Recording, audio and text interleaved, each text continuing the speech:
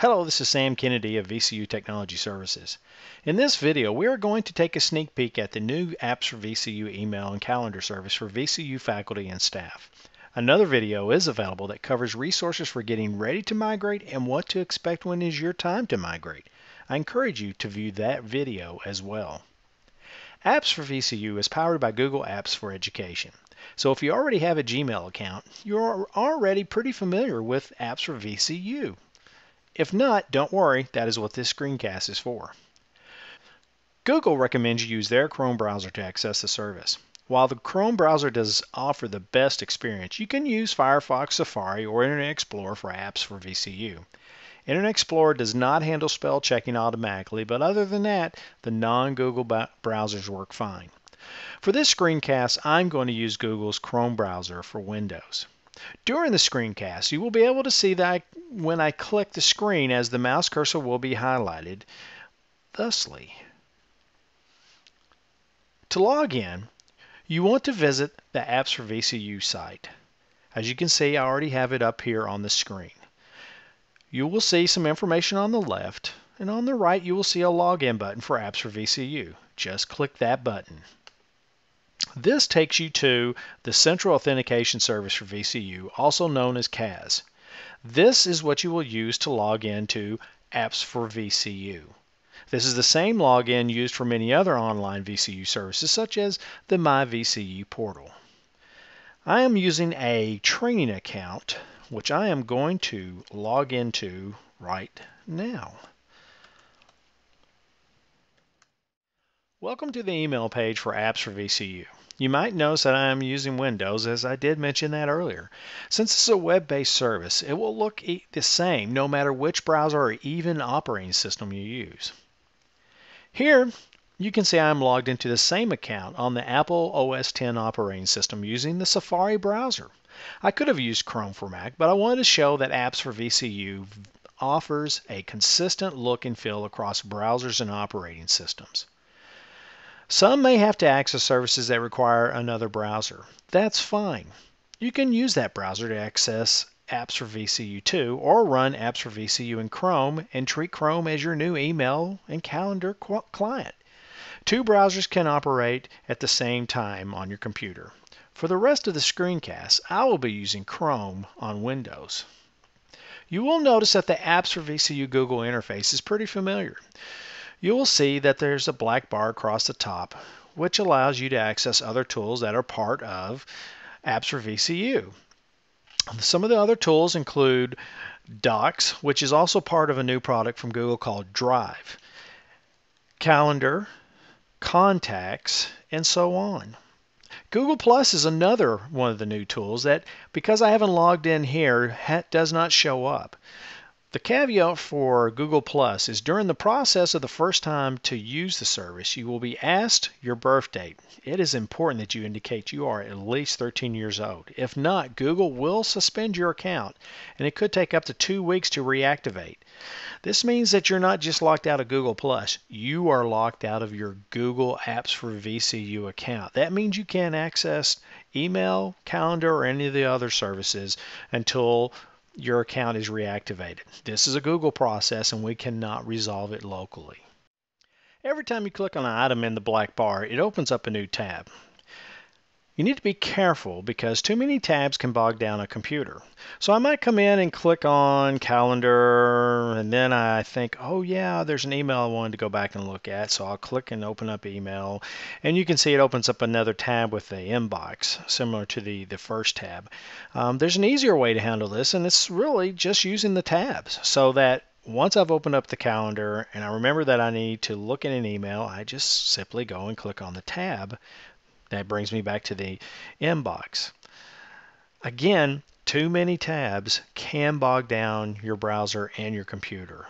What I try and do in the first thing in the morning is I come in, I'll start up Chrome, log in, and then I'll go ahead and just open up the Mail tab and the Calendar tab. And then if I need the other tools throughout the day, I'll open them as I need them.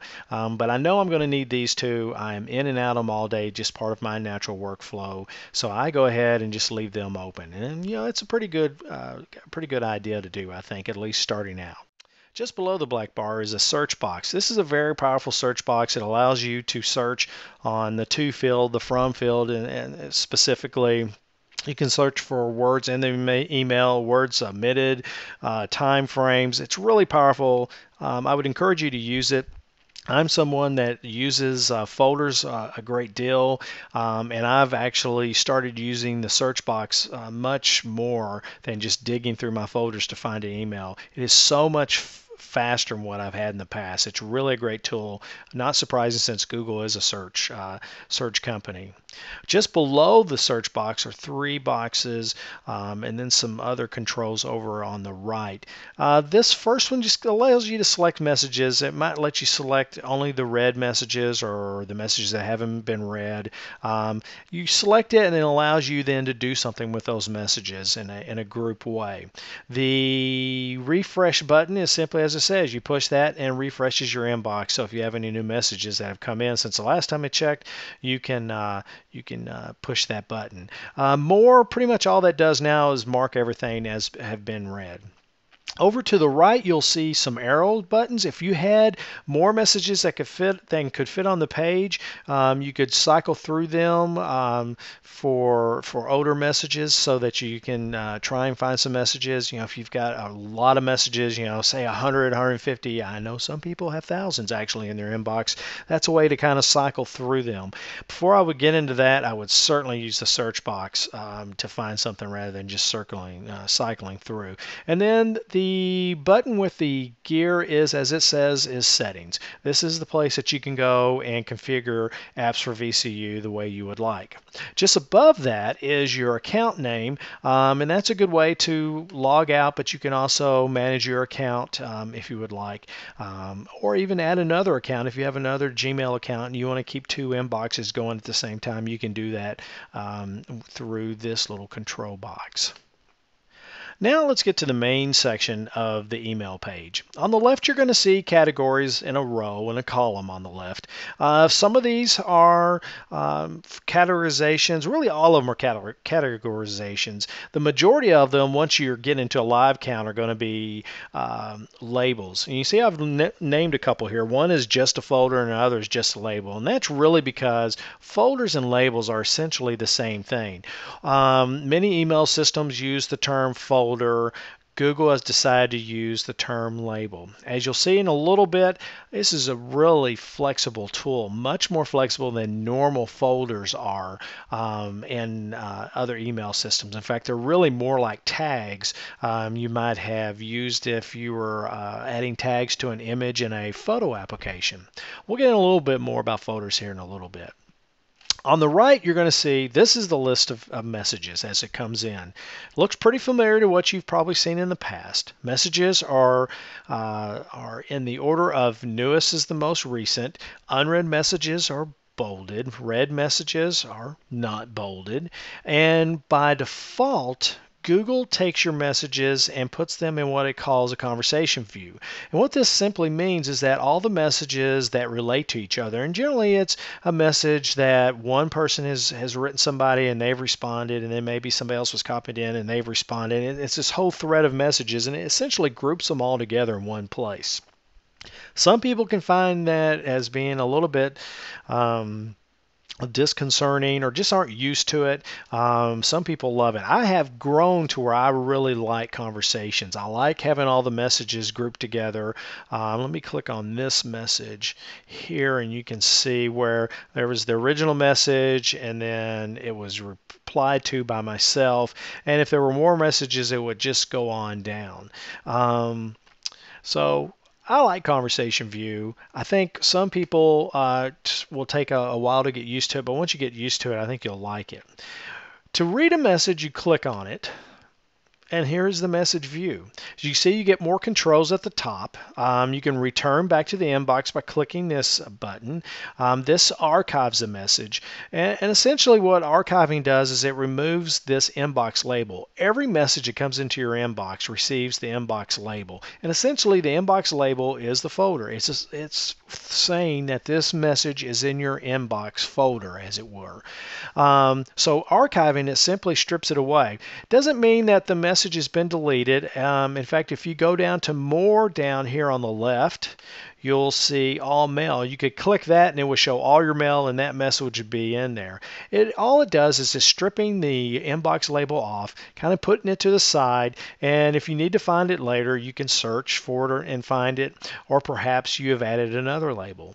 If a message comes in and you think it's kind of shady and it may be spam, you can click report to spam, and this is great because this helps Google learn about spam messages. And so if it starts seeing a lot of these, they've got algorithms in their system that basically just says this is spam, we're going to put these over in quarantine, we're going to stop delivering them. So reporting spam is close to being automatic, and it starts helping the whole community. If you want to delete a message, then you can delete it. Once you delete a message, it will stay in your trash for 30 days. On day 31, it is gone. That message is out of here. You cannot access that message. The university can access that message. From time to time, we get things called Freedom of Information Act requests. Might come from a law firm or it may come from a news gathering organization. And we have to be able to, because of state law and really federal law as well in some cases, have to be able to deliver those. So there are a handful of people at the university that can gather these messages that have been deleted by you as the user, but still may have some significance, and so they can grab those messages back and give them to whomever has requested. If you have a message and you're ready to just move it to a folder, you can click this button down. If you have a lot of folders, you can search for them. See, if I just put in it just brings in my 2 just folders right away. Otherwise, it lists all of your folders and allows you to create new folders or labels if you would like at this point time based on the message. But you just click on one of the folders or one of the other categorizations that Google provides, and it will strip the inbox label off, add the label of the new one. In this case, it would be just the folder, and then the message is moved on. And you won't see it in your inbox anymore. If you get the message and you think I may not be ready to get rid of it yet, that didn't mean to do that. Let's get rid of that. We can just hit discard. I'll show you that again in a little bit. You can hit the labels button, and again, it's like the move button, but instead of stripping the inbox label off, it's just adding another label to it, such as that, and you hit apply, and now you can see I've got inbox and I've got just a folder as a label. If I want to go and add another label, I can do just a label and add that and apply it, and now I've got 3. This is great, and this is what makes labels really powerful, because a lot of times we're forced into putting a message in one place. Well, lots of times messages can have more than one context, and so having the ability to add more labels just allows you to add more context to a message and can make it easier to find later. If you decided you didn't want to add that message after all, that label to the message after all, you can just hit the X button and it's gone, and others are still there. More lets you mark the message as unread, say that you decided you want to not deal with it now, but you kind of want to remember to read it later. You can do that. Mark it not as important. If you're using task or star or want to even create a calendar event, you can do that under the more button. For this case, I'm just going to delete this message. So it will delete it, and we're back in the inbox. And you can see that now I'm down to 4 messages where I had 5 earlier. Now I have 3 that's unread. Okay, now that we've talked about how messages relate to labels, let's go back into a message. I'll select this first one, and you can see it only has one label because it's just marked with the inbox label. I've not added any others to it. You might notice that there's attachment down here at the bottom. You can view attachments by clicking on the view button. It'll open up a new tab in the browser, and you can view the file that way. Or you can download the file. Just click it, and it will download into the download folder for your browser is pointing at on your computer. You also might notice that this message is addressed to myself. there, hence the me, and also to another recipient. This is important to note when you're replying to messages. Now, there's two ways to apply. This is a short message, so you can see both methods on the screen. Sometimes if you have a really lengthy message, you won't see the reply to all, and forward that are at the bottom. They'll be there once you get to the bottom of any message that you're reading, but if it's a long message, you might decide you want to reply to it without reading the whole message, and you can do so by clicking this button. You can also click this down arrow button next to the reply button, and that gives you choices of reply to all, forward. You can filter, print, do lots of different things with the message. I'm just going to go ahead and click the reply button. This opens up a compose window. We're not going to talk a lot about compose windows because I want to do that in a bit. But you can see it's addressed to the recipient. If I just scroll up a little bit, you'll see I can still do reply all to forward. So forward, I'll go ahead and hit reply all. You'll see it'll add the other recipient to this message originally in the copy field. If I want to add a blind copy, I can do that. I can decide, well, I would like to forward this and get some other information from someone else first, and you can hit forward. It'll take that attachment, add that in to the message, and then you can hit forward or send once you have addressed it and put something down here to someone that you would like to get more information about the subject that the message was sent. For right now, I'm going to hit discard here. And that is pretty much all you need to know. Click on a message, you can read it, see what labels are there, you can add more labels, you can reply to it, you can view any attachments, and it's a pretty straightforward process. So let's go back to the inbox and let's look at composing a message. And pretty hard to miss the compose button. It's red and it's big and it's over here. So let's click on this red button and you can see we get a compose window. Very similar to what we've seen in the past. You've got some controls there at the top of the window. You've got your to and your subject and your message window. If you address it to somebody, we'll address this one real quick. At that point, this message is good to be saved as a draft. You can hit save now, and that'll put it in the drafts label or folder over here. If you decide you don't want to send it after all, you can discard it. It'll send you right back to your message inbox. You can go ahead and add labels before you send a message. So when you send the message, it not only puts it in the sent mail label, but it'll also put it in any other labels that you've attached to this message. You can add someone for copying. You can add a blind copy if you would like. You can request a return receipt. The important thing about return receipts to be aware of is that the person that receives this message that you've clicked on that you want a return receipt will see that you have asked for a return receipt, and they can decide not to send one if they like. So that's something that's a little different in Apps for VCU, powered by Google Apps for Education, and it's just something to be aware of. You can add the subject for the message in the subject box. You can attach. There's a couple of ways to do that. You can attach a file simply by clicking the label, and that will bring up, there we go. That will bring up a window to find the file on your system and attach it. Or you can simply take a message if you have it on the desktop like I do, this test document right here, drag it over, and you can see you can drop the file in and it'll automatically start attaching it. You can attach more files if you want. Down in the message window, you'll see at just above it, there's lots of controls that you can use for formatting your message. You can see the check spelling here. As I mentioned earlier, about the only time that you're going to need check spelling is if you're using Internet Explorer. Otherwise, you really shouldn't have to.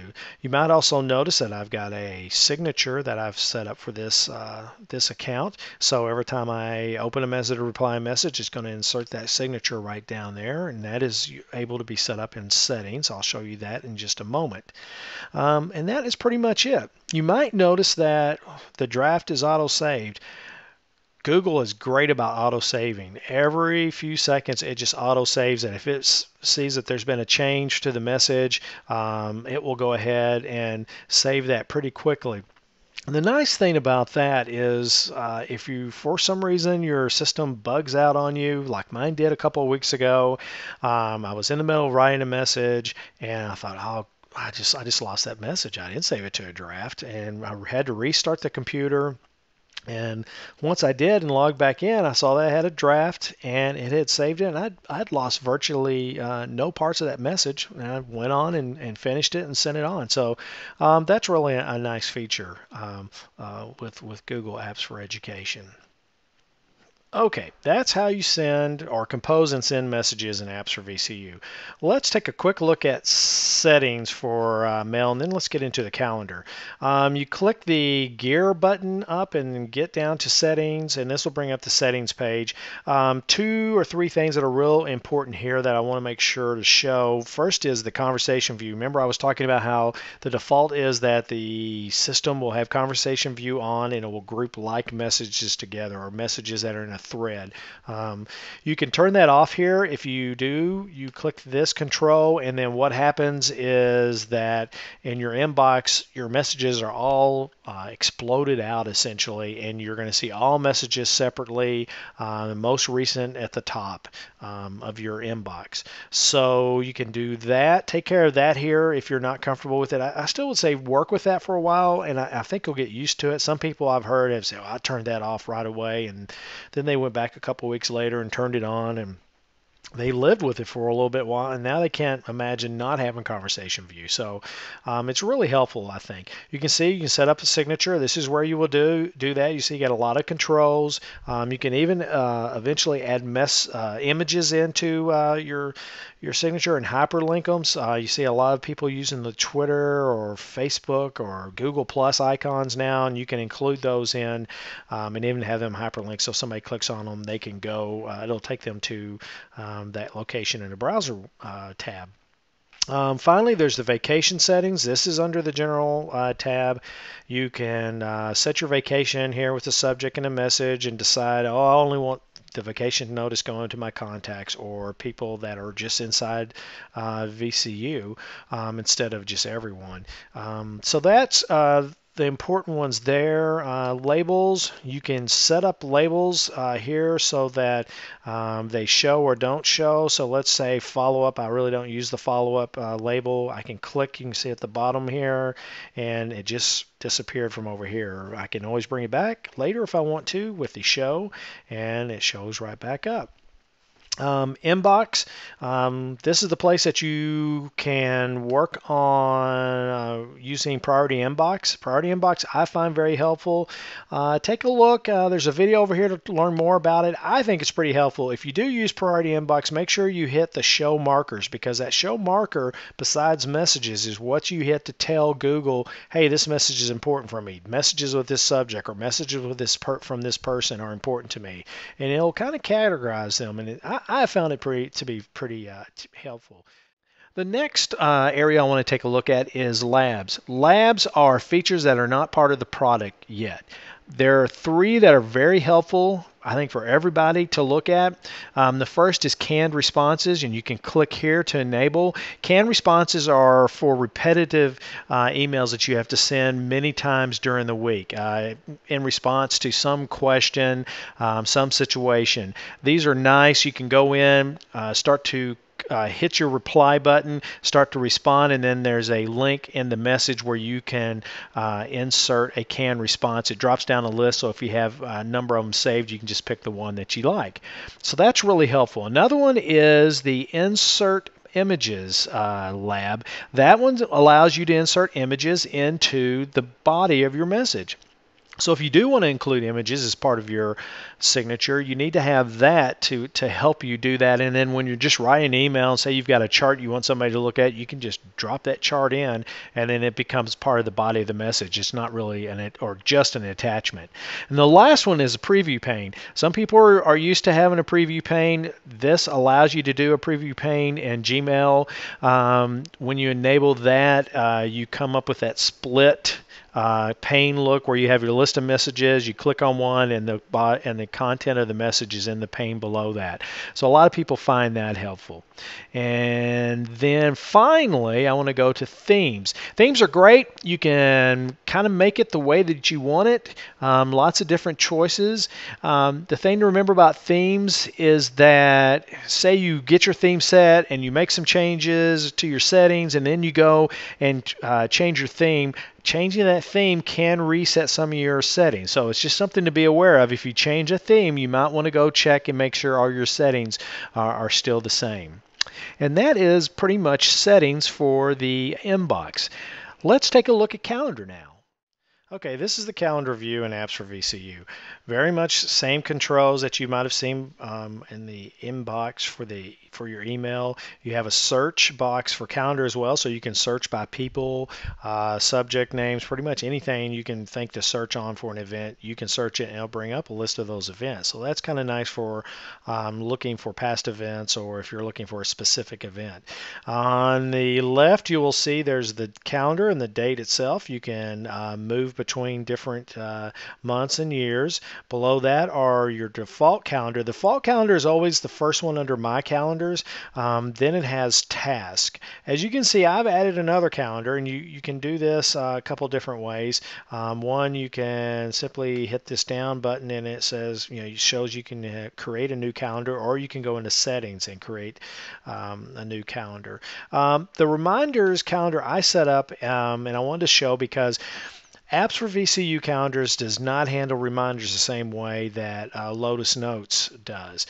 To replicate that function, I set up a reminders calendar here, and I put it green because that's what it was in Lotus Notes for me. And this is just so that I can use reminders in kind of the same way. It's just for me. It's not shared. As you can see, I've made it green so it looks like the Lotus Notes version of reminders that we're used to. And I generally treat reminders as an all-day event. You can make them a specific event. So you might have a reminder on next Thursday at 2 p.m.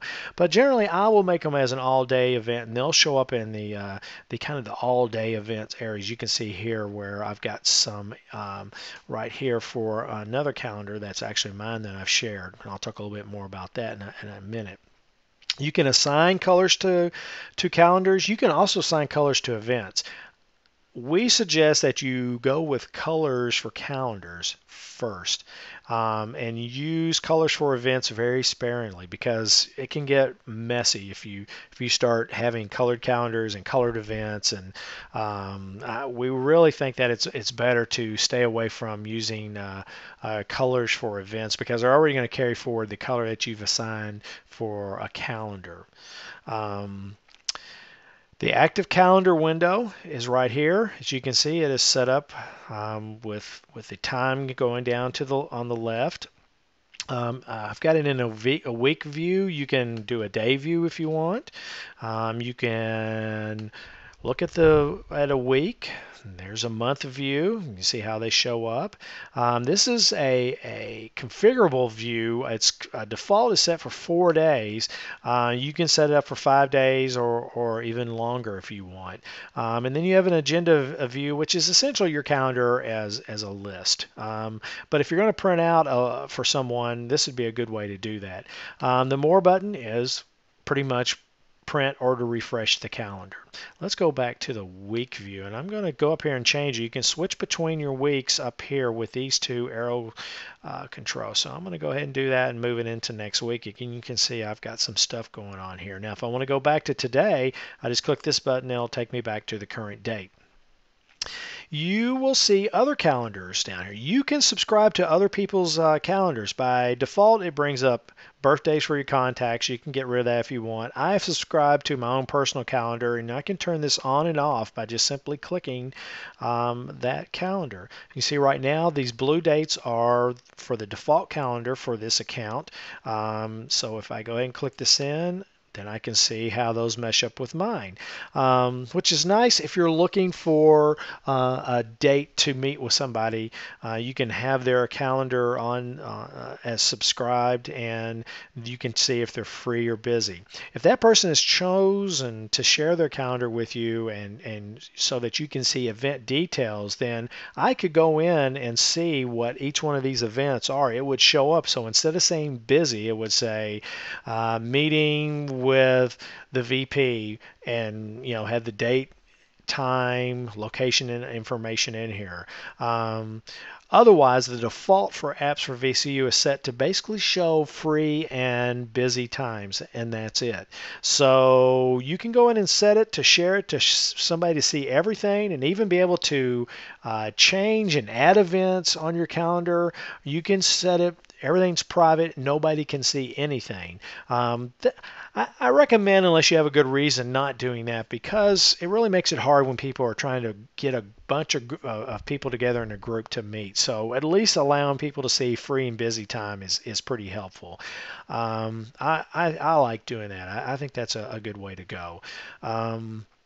If you want to create an event, you can go over to the left here, and again, it's a big red button. You pretty much can't miss that, and you can create an event by clicking on this. And this brings up the event information window. You can type in meeting. You can select a date. Let's say the 22nd.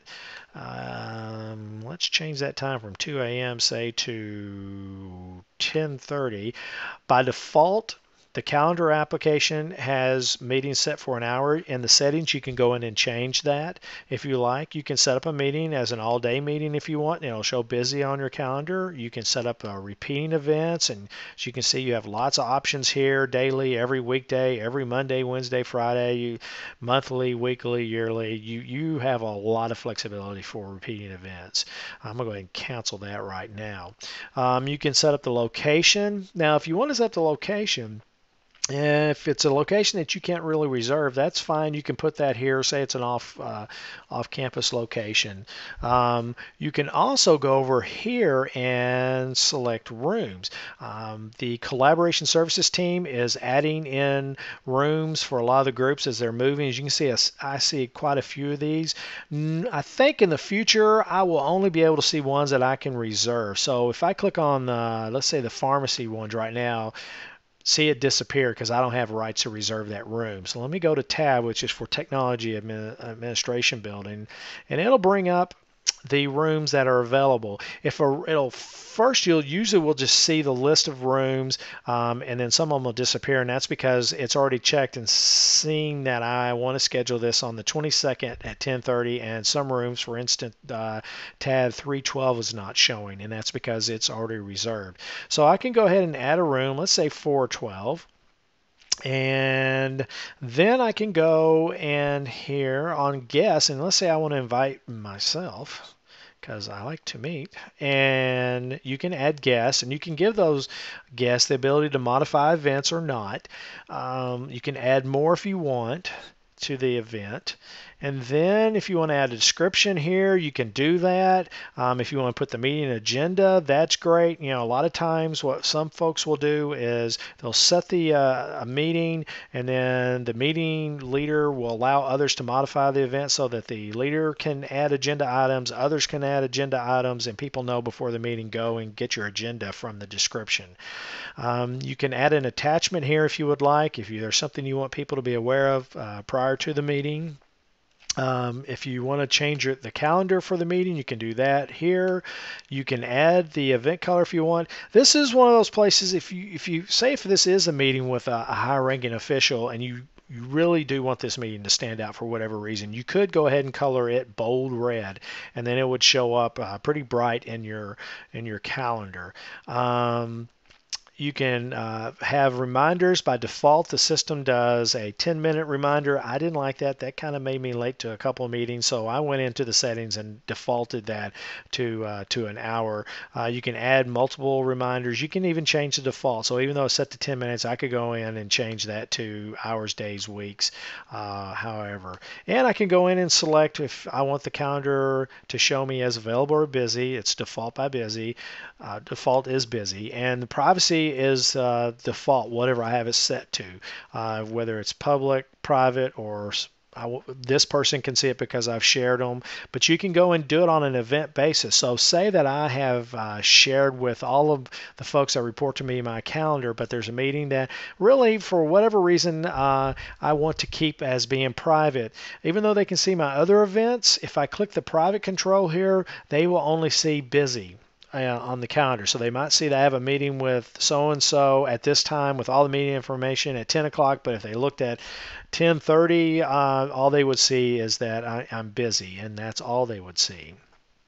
Finally, what you want to do when you're ready to schedule the meeting is find time. And this is just a last second check to make sure everything's copacetic. Now, as you can see, it brings up a calendar view, and it looks like we've got some problems here. So you can see I'm busy, and geez, I was trying to schedule a meeting when I had another meeting. So you can go to different dates if you want to. As you can see, you have control, so you can switch to different dates. So say I want to use this date, and you can set it up to a week view as well as a day view. I'm going to leave it day here, but everybody that's invited, including the room, is listed up here. And I've decided, you know what, this 10 o'clock time looks pretty good, so I think I'm going to click on that.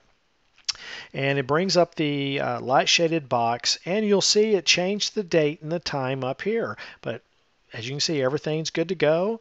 And so I think we're all good and ready to save the event and go back to events details. You can look for any final event information that you want to, and then you can finish off by hitting save, and then it'll come up and say, do you want to send invitations or don't? You can send the first invitation, and say you go back and change the meeting later on.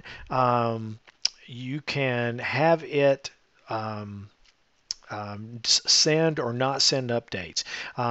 That's kind of helpful if you give other people the ability to edit the meeting, so if they go in and change a description, and not ever, you don't have to have a new meeting notice go out for that. But if you have gone in and also decided to change the date or the time or the location, that might be you want to send the update to, so you can decide to send that out if you would like.